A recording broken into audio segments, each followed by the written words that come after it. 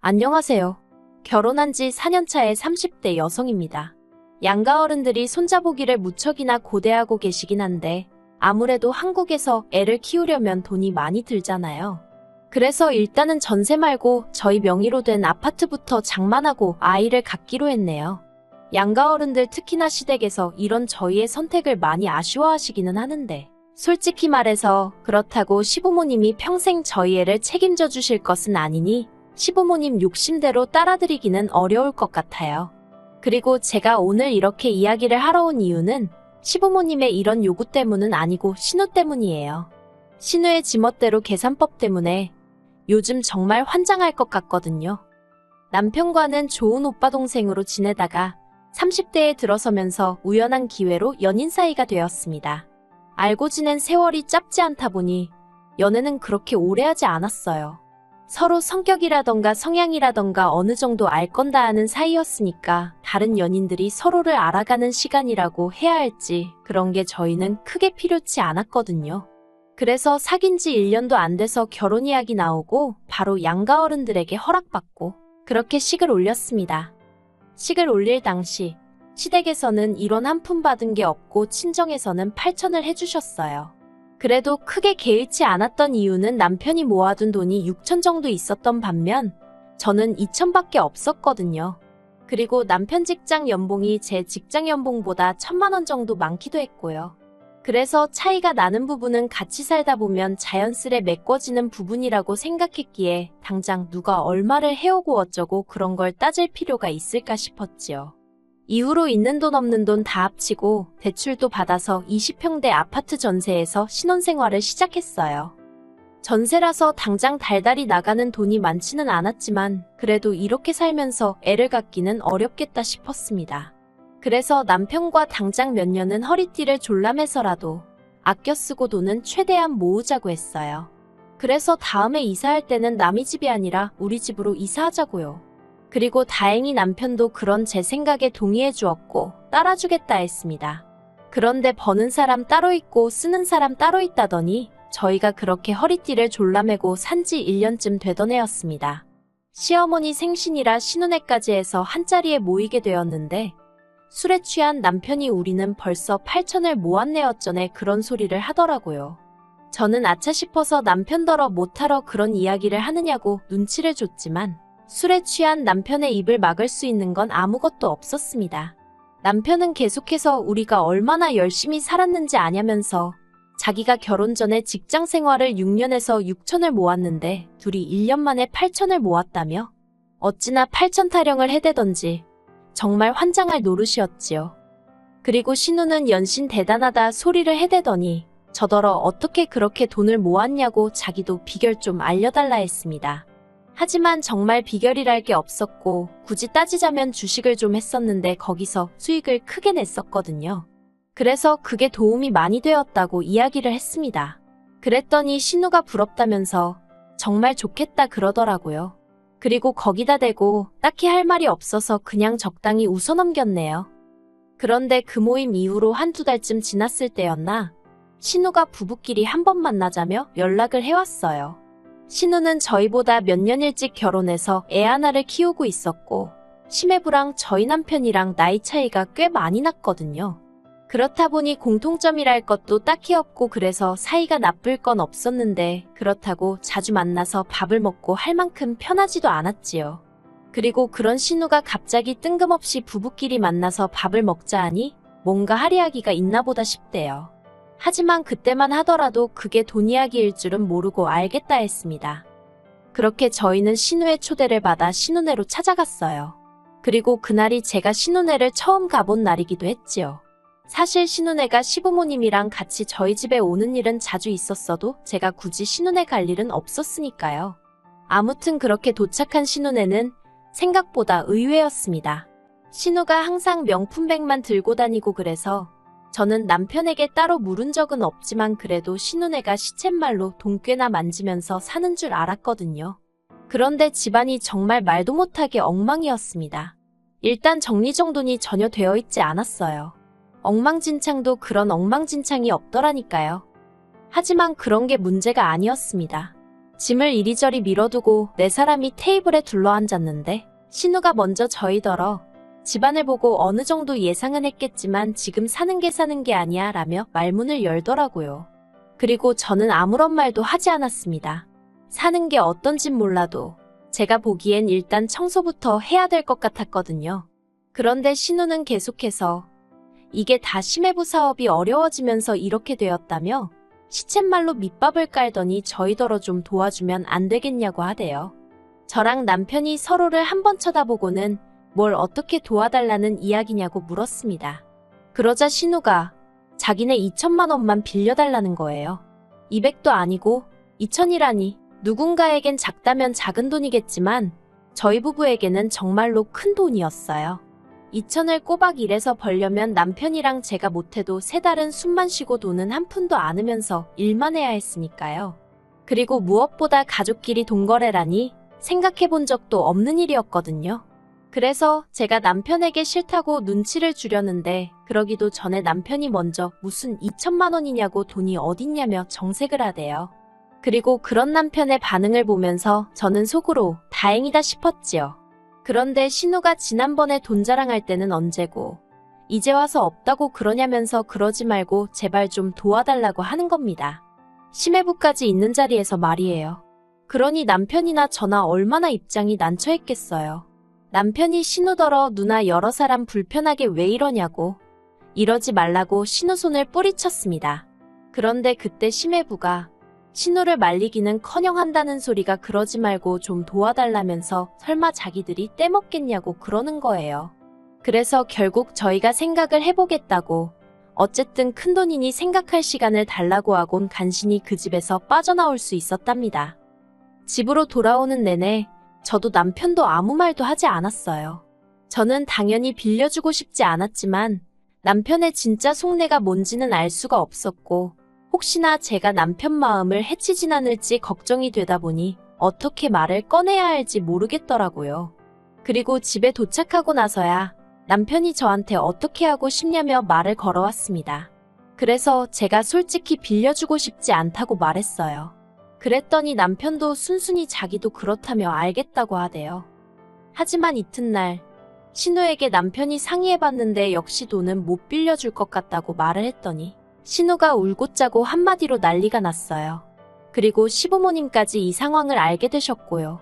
시부모님은 연락도 없이 저희 집에 찾아오셨고 저희 둘을 앉혀놓고 한참이나 설교를 하셨습니다. 부모 죽고 나면 세상 천지에 의지할 건 핏줄 나눈 남매뿐이라면서 그까짓 돈 2천 때문에 누나 마음에 대못 박지 말라고 너 혼자 잘 먹고 잘 살면 그게 다 무슨 소용이냐 다 같이 잘 살아야지 이렇게 표현하면 욕먹겠지만 정말 귀에 딱지가 않겠더라니까요.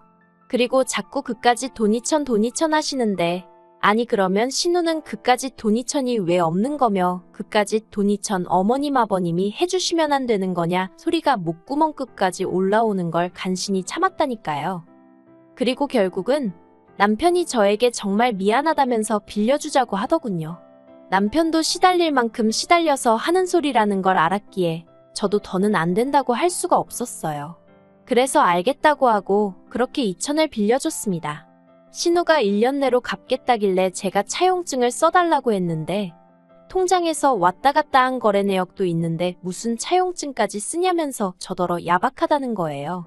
황당했지만 가족 간이더라도 일은 깔끔하게 처리하는 게 좋지 않겠냐니까 자기도 더는 뭐라 말을 못하고 꿍시렁거리면서 알겠다 하대요. 그리고 이 차용증을 받아서 얼마나 다행이었는지. 이후로 약속한 기간이 1년이었으니 1년 동안은 신우 앞에서 정말 2천만 원의 이응자도 안 꺼냈습니다. 그런데 작년 10월 그러니까 1년하고도 한 달이 되던 때까지도 신우는 가타부타 말이 없더라고요. 그래서 제가 남편에게 슬쩍 운을 띄우니 그렇지 않아도 자기가 다 생각하고 있다면서 조금만 더 기다려보자고 하대요. 남편도 아마 자기 누나니까 웬만하면 싫은 소리 불편한 소리 나오기 전에 누나가 알아서 정리를 해줬으면 하는 기대가 있었던 거겠지요. 하지만 안타깝게도 겨울이 지나 2023년이 되고 지난달 시아버지 생신으로 시댁에서 모일 때까지도 신우는 2천만 원에 대해선 입도 뻥긋 안 하더군요.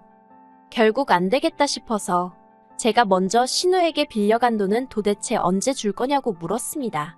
그런데 신우가 눈을 동그랗게 뜨더니 돈? 무슨 돈? 다 갚았어. 그러는 거예요. 그리고 순간 저는 남편이 신우한테 돈을 받은 건가?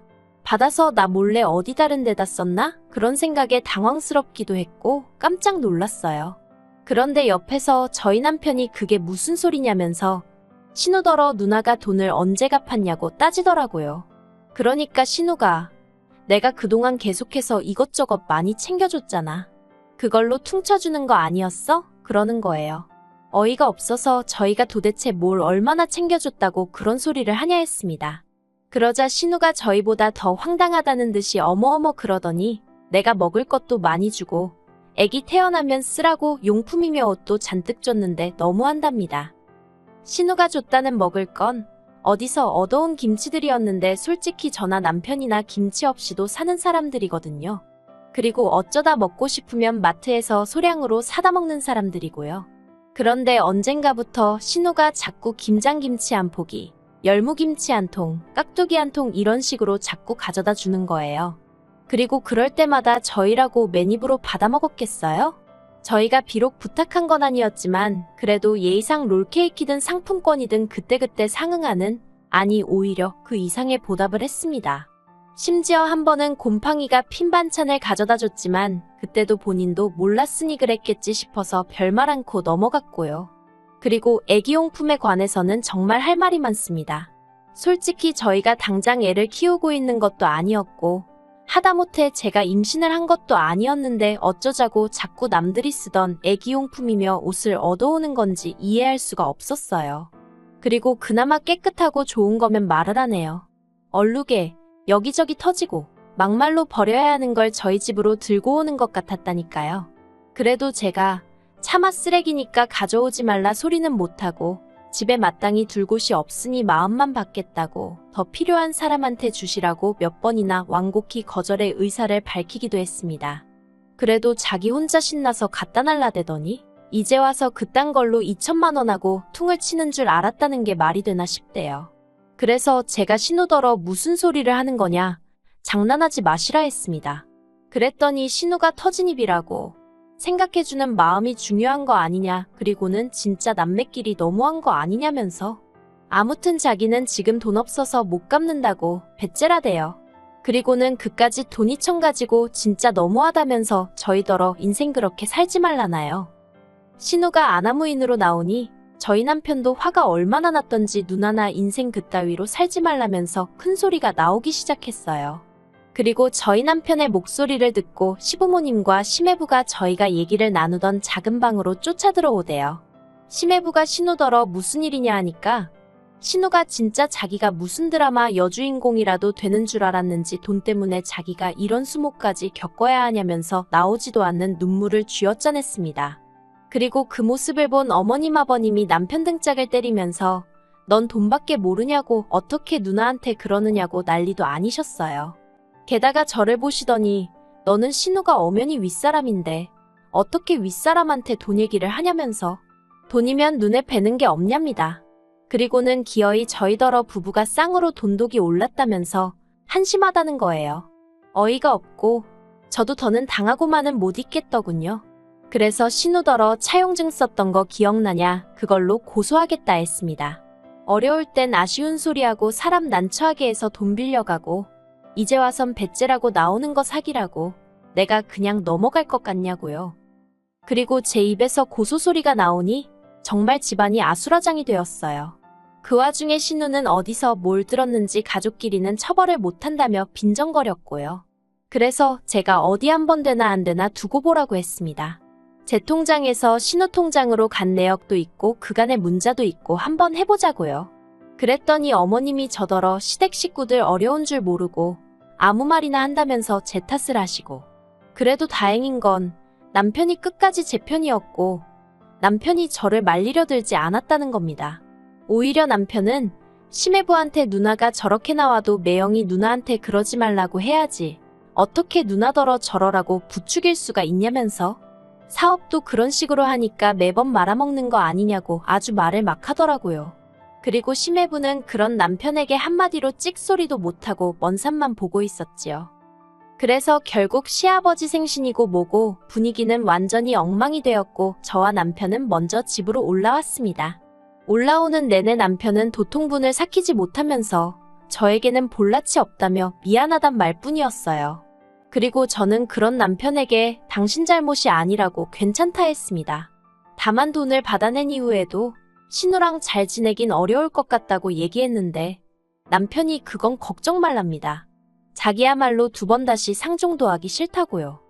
그리고 저는 솔직히 신우와 막말로 피 터지게 싸워야 할 줄 알았거든요.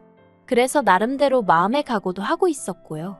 그런데 무슨 이유에서인지 며칠 전 어머님 이름으로 2천만 원이 입금이 되었습니다. 그리곤 어머님이 저더러 이제 돈 받았으니까 된 거 아니냐며 가서 신우한테 죄송하다고 사과하고 오라대요. 그래서 돈은 신우 주머니에서 나왔는지 어머님 주머니에서 나온 건진 모르겠지만 어쨌든 받게 되어서 기쁘다고 했습니다. 감사하단 말은 안 했어요. 원래 제 돈이고 제가 제 돈 빌려주고 마음고생한 걸 생각하면 이자 한 푼 못 받은 게 오히려 열받을 지경이었으니까요. 아무튼 그리고 신우한테는 사과할 생각이 없다고 말씀드렸습니다. 제가 사과할 이유를 전혀 모르겠다고 사과를 받고 싶다고 하거든 생각을 고쳐먹으라 전해달라 했네요. 그리고 남편도 어머님 떨어 계속해서 전후 사정 상관없이 누나편만 들거면 연락하지 말고 지내자 하더군요. 어머님 아버님이야말로 그깟 돈 2천만 원 때문에 아들 내외랑 연 끊게 생기셨는데 어떻게 하실지 모르겠네요. 정말이지 가족 간에 돈거래 하지 마세요. 이건 뭐 빚진 사람이 더 큰 소리를 내는 세상이니 정말 어처구니가 없다니까요.